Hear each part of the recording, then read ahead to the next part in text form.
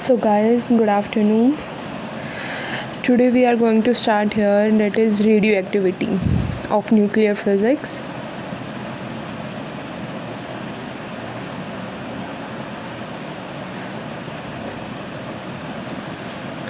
This is for CSIR net physics. Okay.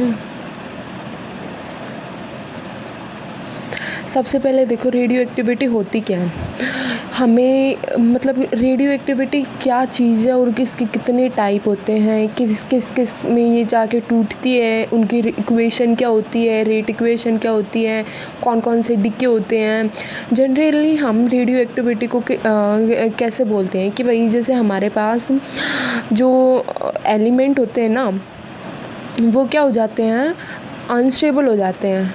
जैसे nucleus हो गई, न्यूक्लियस में हमारे पास जनरली क्या होता है, प्रोटॉन एंड न्यूट्रॉन होते हैं। और ये प्रोटॉन एंड न्यूट्रॉन क्या करते हैं कि इनके अंदर क्या होता है, हमारे पास स्ट्रॉन्ग न्यूक्लियर फोर्स होता है, as we know strong nuclear force.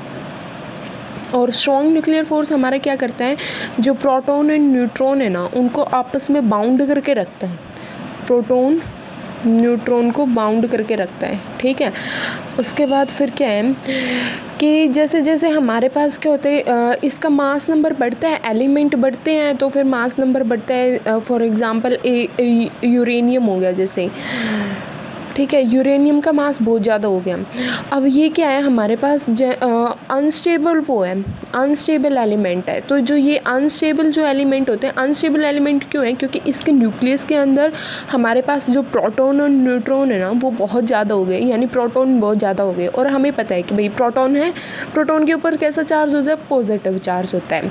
अब जो ये पॉजिटिव चार्ज है, हमें ये इस बात का तो पता ही है ना कि भाई like charge repel each other and like charge attract each other. तो जैसे पॉजिटिव पॉजिटिव ये हो गया बहुत ज़्यादा चार्ज, ठीक है, पॉजिटिव चार्ज इनमें बहुत ज़्यादा हो गया, तो ये अपने आप को अनस्टेबल होता है ये, इसलिए तब ये टूटता है ना, तो ये स्टेबिलिटी को गेन करने के लिए ये अपने आप को तोड़ देता है। ठीक है, स्टेबिलिटी को गेन करने के लिए यूरेनियम अपने आप को तोड़ देता है। यानी कि जो अगर हम कंक्लूड करें इसको तो क्या होगा कि भाई जो हैवीयर मास होते हैं ना, जिनका मास नंबर बहुत ज़्यादा होता है, जिनके पास ज़्यादा प्रोटॉन हो गए, तो फिर वो जो अनस्टेबल एलिमेंट है हमारे यूनिवर्स में, जो अनस्टेबल एलिमेंट हैं वो स्टेबिलिटी को गेन करने के लिए अपने आप को तोड़ देते हैं। अब वो तोड़ के दूसरा एलिमेंट बनाएंगे, ठीक है, उसको हम बोलते हैं रेडियो एक्टिविटी। ठीक है, फॉर एग्जांपल ए हमारे पास क्या है, अनस्टेबल एलिमेंट है कोई,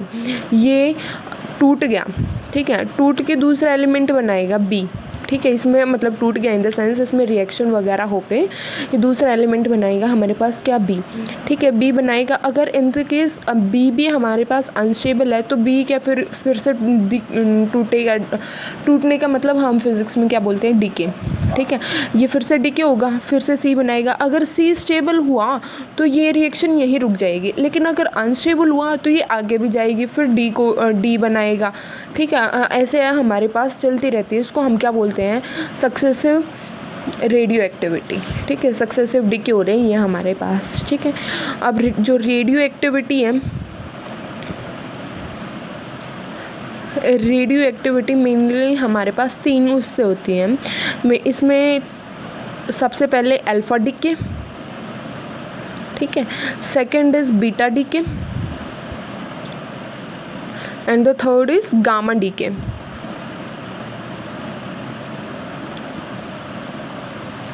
अब देखो जो हमारे पास एलिमेंट हैं, अगर उनके एलिमेंट इन द सेंस जो है न्यूक्लियस होता है हमारे पास, अगर उसके अंदर बहुत ज़्यादा एनर्जी है, उसको रिलीज़ करनी है अपनी ज़्यादा एनर्जी, तो उसमें से होगा हमारे पास क्या, अल्फा डीके। ठीक है, उसके बाद अगर उससे कम एनर्जी वाला है तो होगा हमारे पास क्या, बीटा डीके, और उससे भी अगर कम एनर्जी वाला है तो हमारे पास होगा गामा डीके। ठीक है, अब वैसे हम रेडियो एक्टिविटी को कैसे डिफाइन करेंगे, radioactivity decay is the process by which an unstable nuclei loses its energy by emitting alpha beta gamma particles. ठीक है, उसको हम बोलेंगे क्या, रेडियो एक्टिविटी।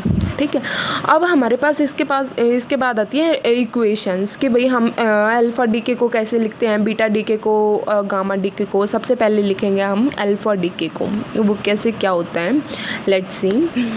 जैसे हमारे पास कोई भी एलिमेंट है, मान लो एक्स एलिमेंट है, उसका मास नंबर कितना है ए और एटॉमिक नंबर क्या है जेड, तब हमारे पास अल्फ़ा डीके होता है तो उसकी इक्वेशन क्या बन जाएगी, ये कन्वर्ट हो जाएगा किसी और एलिमेंट में, और जो एटॉमिक नंबर है उसमें से 2 हमारे पास लेस हो जाएंगे और जो मास नंबर है उसमें से हो जाएंगे 4 लेस। ठीक है, और प्लस में ये किस चीज़ को वो करता है, हमारे पास हीलियम अल्फ़ा पार्टिकल को बाहर निकालेगा। तो फिर अल्फ़ा पार्टिकल क्या होता है, जिसके पास 2 तो क्या हो, मास नंबर हो, सॉरी एटॉमिक नंबर, और 4 क्या हो, मास नंबर हो। ठीक है, यानी 2 प्रोटॉन हो 2 न्यूट्रॉन हो। ठीक है, ये हो गया हमारे पास अल्फ़ा पार्टिकल। ये हो गई हमारे पास किसकी इक्वेशन, अल्फ़ा डीके की। ठीक है, फिर आता हमारे पास बीटा डीके।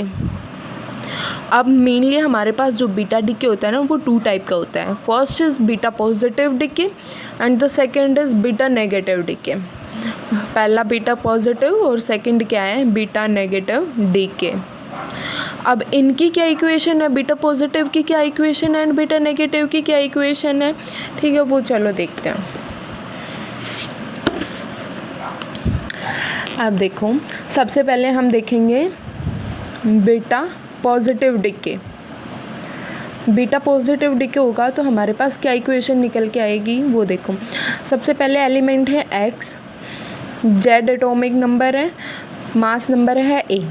बीटा अगर पॉजिटिव डीके है तो उस टाइम पे क्या होगा हमारे पास कि जो वाई नया एलिमेंट बनेगा वाई, और जो मास नंबर होगा ना उसमें से 1 माइनस हो जाएगा।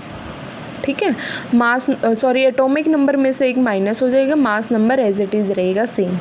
ठीक है, प्लस में बीटा पार्टिकल निकला है तो बीटा, और यहाँ +1 आ जाएगा और यहाँ 0। प्लस में इसके साथ हमारे पास एक पार्टिकल और आता है, डेट इज़ न्यूट्रिनो पार्टिकल, उसको हम इससे दिखाते हैं। ऑलराइट, फिर आती है हमारे पास second equation beta negative D. K equation क्या है, देखो एक्स जेड ए ये है। अब यहाँ से डीके होगा तो नया एलिमेंट बन जाएगा, डेट इज़ वाई। अब इसमें क्या होगा हमारे पास एक जो एटॉमिक नंबर है ना वो बढ़ जाएगा बीटा नेगेटिव डीके में। बीटा पॉजिटिव डीके में हमारे पास क्या हो रहा था, एक एटॉमिक नंबर से माइनस हो रहा था, लेकिन इसमें बढ़ जाएगा और जो मास नंबर होगा वो हो जाएगा ए।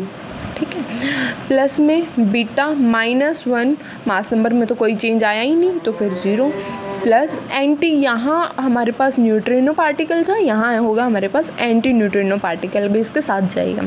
ठीक है, ये होगी हमारे पास second beta decay, beta negative decay वाली इक्वेशन। अब हमने क्या देख ली, अल्फ़ा डीके देख लिया, बीटा डीके देख लिया। नाउ अब आती है गामा डीके पे। Third is gamma decay. इसकी इक्वेशन क्या होगी, कोई भी एलिमेंट है एक्स जेड ए, ठीक है, वो चेंज हो रहा हमारा किस में, ये जनरली पता क्या होता है कि जो गामा डीके किसके अंदर होता है, जब कोई भी एलिमेंट है ना वो एक्साइटेड स्टेट में है और उसको अपनी एनर्जी लूज़ करनी है तो वो जस्ट हमारे पास ग्राउंड स्टेट में जाएगा वो। ठीक है, कोई पार्टिकल अपने अंदर से एमिट नहीं, मतलब पार्टिकल तो करेगा एमिट, लेकिन जो एनर्जी से एक्साइटेड स्टेट के हमारे पास एनर्जी ज़्यादा होती है as compare to ground state, तो जो भी एनर्जी लूज़ होगी ना उसको हम गामा बोलेंगे, गामा पार्टिकल। ठीक है, ये क्या होगा, इसमें कोई मास नंबर का चेंज नहीं होगा, कोई एटॉमिक नंबर का चेंज नहीं होगा, एज इट इज़, प्लस में गामा पार्टिकल इसमें से बाहर निकल जाएगा। ये होगी हमारे पास गामा डीके। ठीक है, थैंक यू।